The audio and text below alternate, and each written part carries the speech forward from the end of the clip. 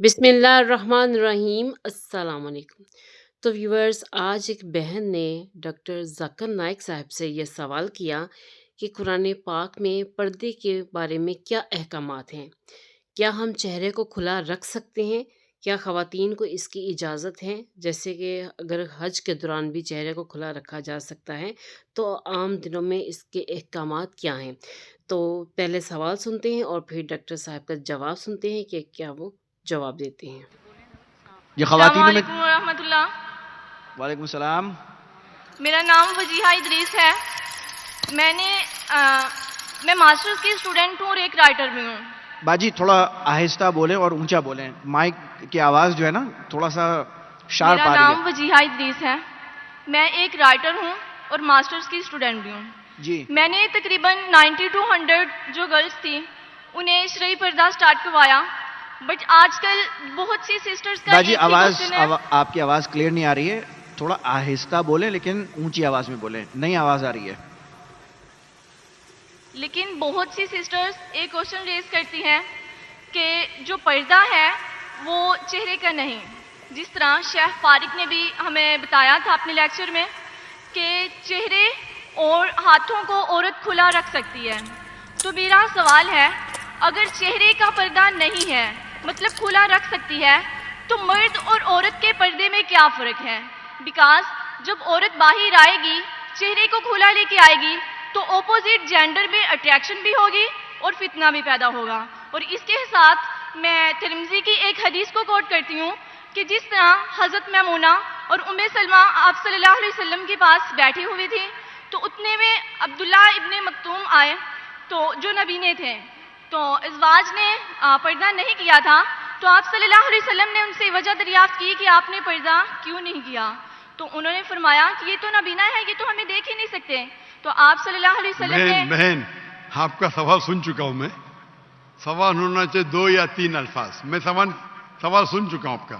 آپ کا سوال تھا کہ چہرے کا پردہ خواتین کے لیے فرض ہے کیا نہیں، اور میں نے کہہ چکا ہوں اور شاید فارق نے بھی کہوں گا کہ یہ چہرے کا پردہ اسلام میں خواتین کے لیے فرض ہے کہ نہیں، اس پہ علماء کا اختلاف ہے، اور یہ اختلاف کئی سالوں سے آ رہا ہے۔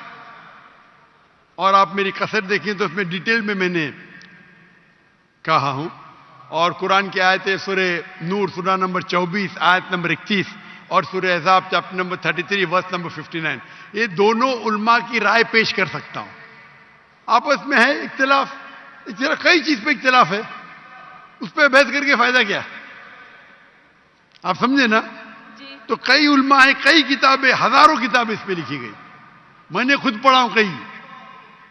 تو اس پہ اختلاف ہے، لیکن ہم مسلمان کو جب اختلاف ہے تو اختلاف پہ احترام کرنا چاہیے۔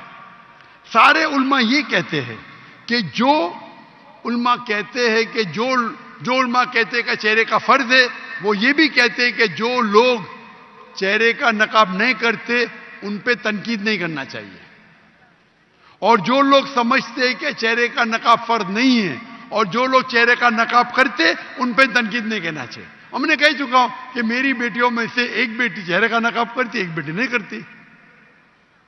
تو اس موضوع پہ اختلاف ہے، اور اختلاف کئی سالوں سے آتا ہے، تو اس کے اوپر کیا بحث کریں گے ہم؟ اب ترمذی کی کوٹ کرتے میں آپ کو 10 حدیث کوٹ کر سکتا ہوں، پوری رات جائیں گی تو بھی اس کے اوپر اختلاف ہے۔ شیخ البانی کی کتاب ہے، شیخ عثیمین کی کتاب ہے، بن باز کی کتاب ہے، کئی علماء کی کتاب ہے اپنی جگہ پہ۔ آپ کو لگتا ہے چہرے کا نقاب فرض ہے، الحمدللہ کرو، میں نے کب کہا کہ مت کرو؟ اب سمجھ رہے؟